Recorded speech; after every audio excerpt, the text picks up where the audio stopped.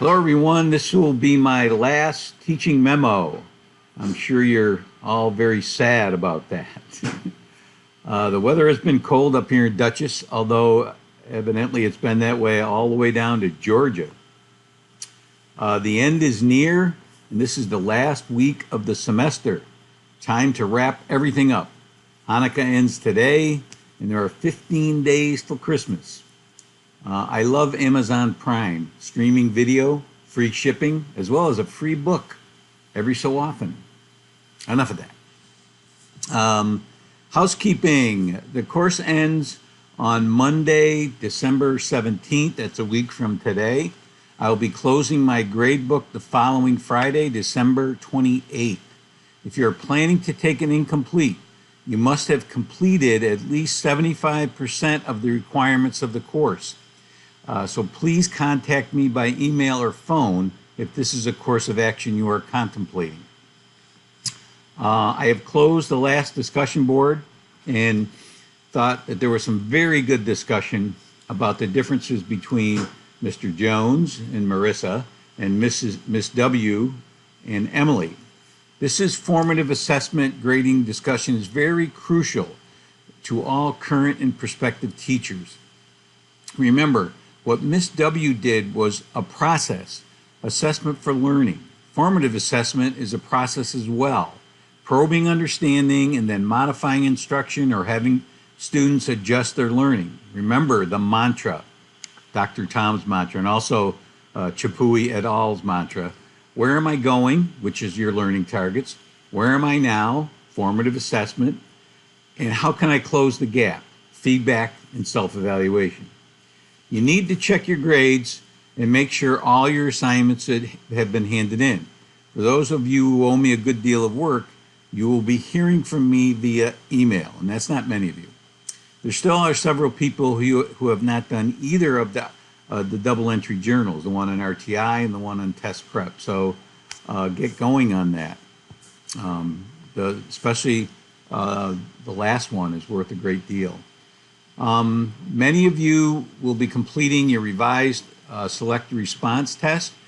Remember, you need to upload it in session 11 assignments so I can grade it. You need to upload it as a Word document. Please don't cut it and paste it in the text box because that will destroy the formatting and you get graded on your formatting. Please remember to take a few please remember to take a few minutes to check back on your classmates who may be late posting the revised selected response test. This happens every semester. The course ends a week from today, and people are still posting the revised tests, looking for people to take it. So please be considerate and check back and take the tests of those latecomers. Please, session 11. Okay, session 11. Enough of the housekeeping. In session 11, I love this discussion board. Many of you mentioned Marissa, as I knew you would, because there are many who have had teachers like Mr. Jones. There are even some in the training of teachers, which I find mind-boggling, that there are professors training teachers that don't have good assessment or don't model good assessment practices. I use this piece to activate your conversation about assessment for learning practices and have you go deeper than just mention, oh, I had a teacher like Mr. Jones. And what I was hoping you would do, and most of you did, is compare Mr. Jones with Miss W in the Emily video and also with the way I run my course. So that's what makes this discussion board so powerful. There was a heated discussion in my 64021 section about the practice of docking students for late work. Many gave the rationale that will encourage all students to be lazy and ignore deadlines, or at least encourage some or many. As most of you know by now, Dr. Tom strongly disagrees with that statement and advises everyone to create a culture of diversity in your classroom from the first day. All of you agree that you need to differentiate instruction, but you struggle with differentiating your grading practices. There are many ways to have consequences for cheating and late work.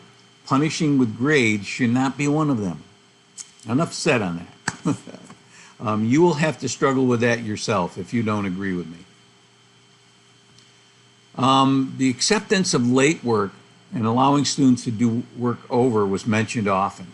A few of you referred to Rick Wormelli's article and his video, the last of which I placed in session 12, course materials. Both Wormelli and Reeves, in his video about toxic grading practice, argued about against averaging students' various attempts and do-overs, comparing it to a long-distance runner who doesn't get credit for her last best time because she has to average all of her times, even times back when she was in 8th grade and just starting to run. That's an exaggeration, but I think you get my point. It seems easy when put that way. I'm also sharing an article that mentions the effect of outliers on the averaging process. So if somebody gets, all A's and then a 60 or a 50, you need to take that in consideration, even consider throwing it out. If you can weight your electronic grade book, I would recommend increasing the weights as attempts on similar assignments become more frequent, as I have done with our discussion boards and the double entry journal assignments.